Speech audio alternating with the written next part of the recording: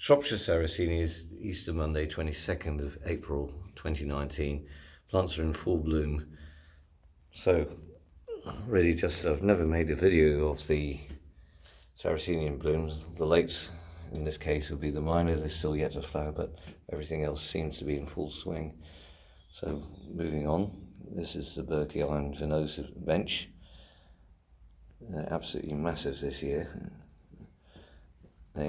We're in a good position here where the collection is because there's horses all around, so there's plenty of insects to be had by all the plants, and it's quite remarkable. They're putting in much larger growth than they did before. Anyway, moving swiftly on, this is PV41, one of my favourite flowers, and this one also, I really like the bright pink on this, if you can see that too. This is Tina, it's really a hybrid, but you know, it's for peachy, yellowy flowers. It's obviously not a Paperia. This is quite an interesting fellow. This is from a guy in Holland who has some very yellow plants, and this produces a very pale picture indeed. Now for the heavyweight plants, H136 is around about the tallest flowers. Here, this is a Lata times Flava Maxberg, and the pitches can meet the height of around about 1.20 meters. Sarracenia morii. Most of these are my own crosses. One very large perp. This is about 30 centimeters in diameter for scale for the video. And I found a good spot for the Drosophilum. So these are the show plants. And they're all in bloom, and in front are rhizome cuttings which weren't ready to separate like this winter just gone, but should be ready, most of these, to split this coming winter. So this is the new home for the Sarracenia minors. The typicals, the Ophiophyllum ochiensis, are actually, there's a few here, but most of them are around by the sits. Sarracenia rubra forms, this is Warrii, and here we have Warrii yellow flower forms doing their thing. They're really pretty. Here's my original yellow flower form from Alan Hendel.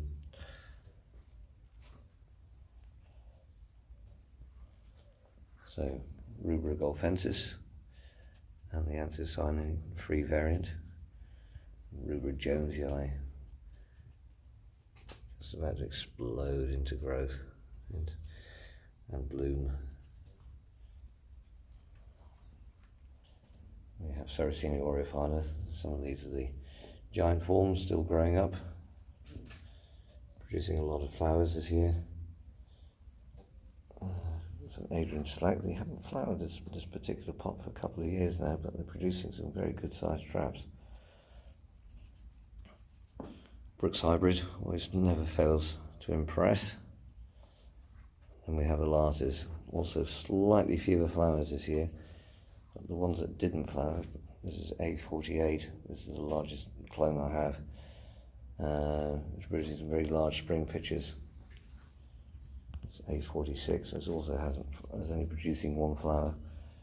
Coming down to this end, there's a lot more flowers, and some of the plants are really making good height. This one, this very large one, is A6.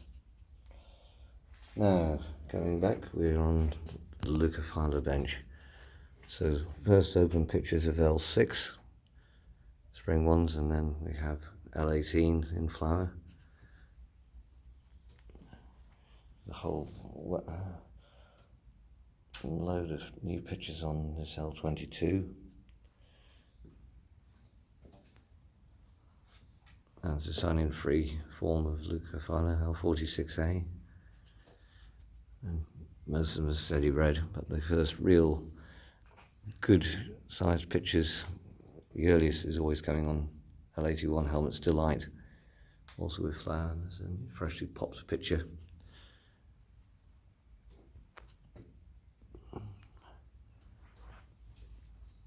As is L107C.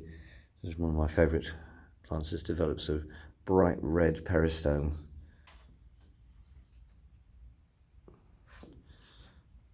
The flowers are beginning to go over, so I'll try and get this video early, and I've got a dead head, some of the unwanted flowers, so the pictures can go big and strong. But, these were looking quite fresh only a few days ago, but this hot weather has seen them through. Earlier I've collected the pollen, what I want to pollinate with, for various Morii crosses.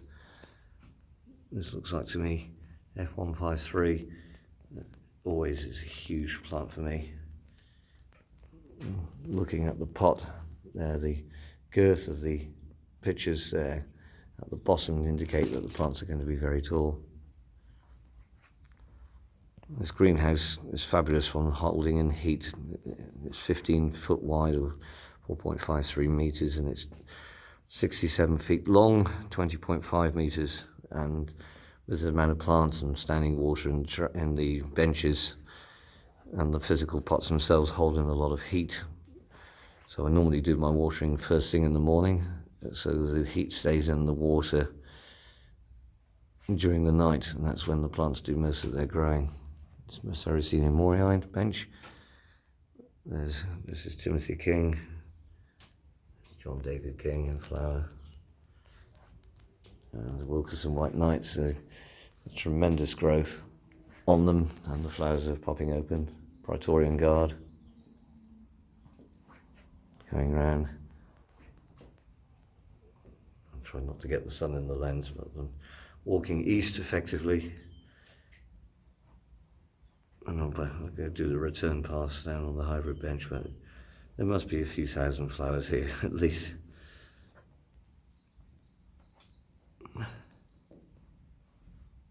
In the greenhouse there's an estimated 3,500 plants, and they're just based on the mass. I'm using square pots, and it's not hard to work out how many plants there are in here.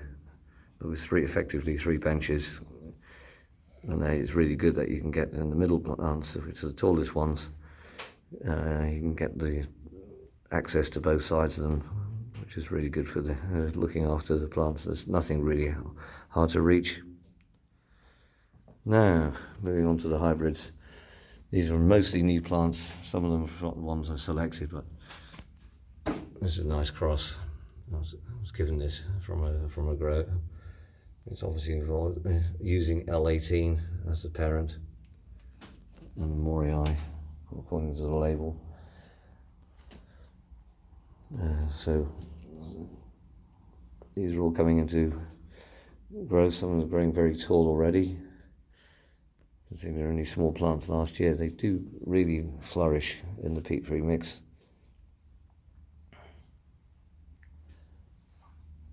There's a few flowers to deadhead. I'll probably only make about 20 crosses this year, as I've got so many crosses on the go from the previous years. But I think everybody in the hobby are creating some absolutely fabulous plants. But then there's the problem: where do you keep them?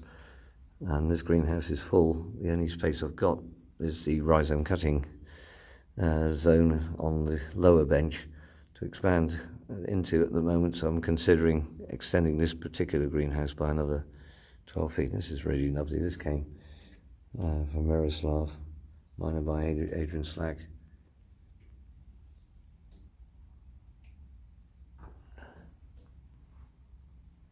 It's absolute eye candy. I could be in here forever.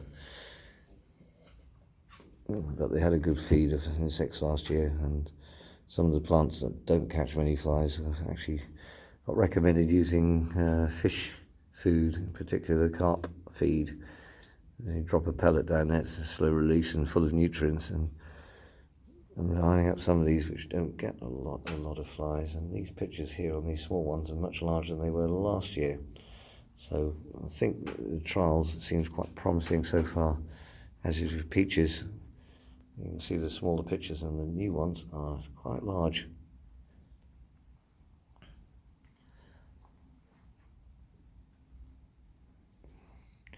So most of all the plants in the Sarracenia collection are now 100% peat free.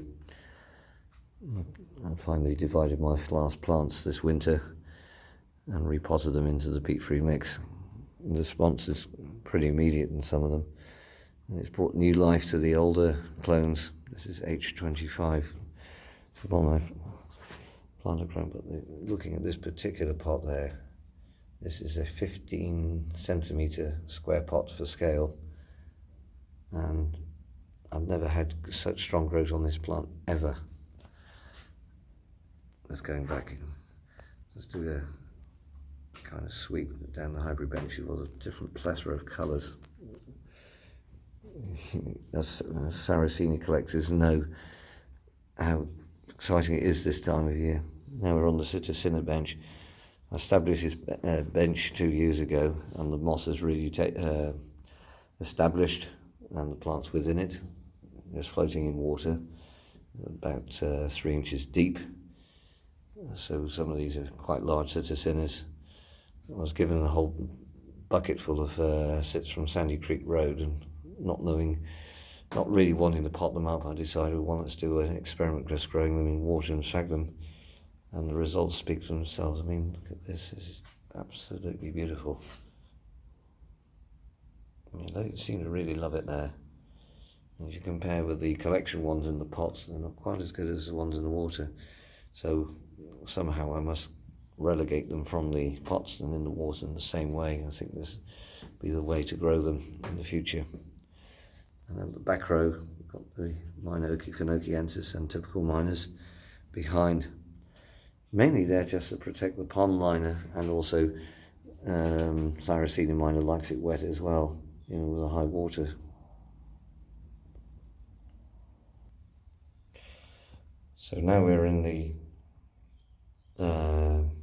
Sundew flytrap and Sarracenia seedling house.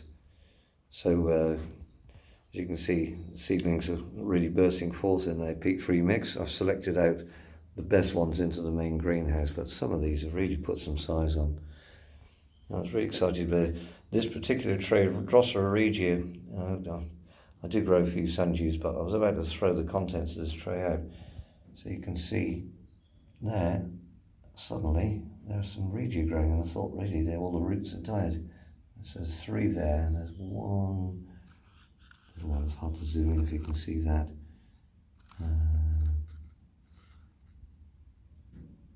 That's too hard to catch. There it is. There's the small Drosera regia. Just entered the video now. Okay, moving on. These are still in peat, these seedlings, so we're going to split them in the next weeks. This is L18 times near Wilkerson. A few more rhizome cuttings. This is really just to use the space of the bench up. But really, this time of the morning, I just love the sundews. Drosera binata multifider, and this is T-form large, or Drosera binata dichotomous small type. And next to it, we have Drosera binata giant type. And here we also have multifider, my big regia, which is growing well. Binata extrema, more T-form large, another T-form large, multifider, which I've just put in sphagnum to see how it cope, and large capensis. But the real work lately has been on the fly traps. They didn't fare so well in the peat-free mix as used with Sarracenia. I've got to go back to the drawing board, so reluctantly I've had to go back to using peat, but the plants seemed all right when I took them out. They were shrinking inside of it, multiplying in number as they do when they're confined with the grit. So they're in pure peat. So I will make some trials next year just using the Melcourt pine bark without the perlite, with a tiny little bit of grit to get them going. But as you can see, some of the plants have been struggling in the peat-free mix. Yeah, some seem to be thriving, but I still have this little lot to do over the next 2 or 3 weeks before the open day. This has been established a few years now, and sundews are taking over with the royal reds, but they're not exactly getting as big as they could be.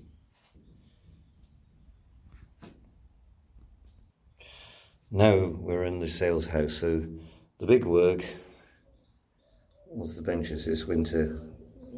I got rid of the aluminium surrounds with the glued on pond liner and replace it with the wooden surround, as in the other greenhouses, with fresh pond liner and capillary matting. So on this side I have my Sarracenia superior which normally grow outside, growing in pure lysagnum in 100 millimeters of water, which they like, and they are flourishing. These will be ready in time for the flower shows as great hardy plants. Then in the inevitable tissue culture plants, which are buy-in, Evas, Fogels, Judith Tipsopers, Judith Hindle, and then the Leucophylla by Judith Hindle, which is Bellas basically. And on this side is all my homegrown plants, so they're in square pots, they're in the peat free mix, they're loving it.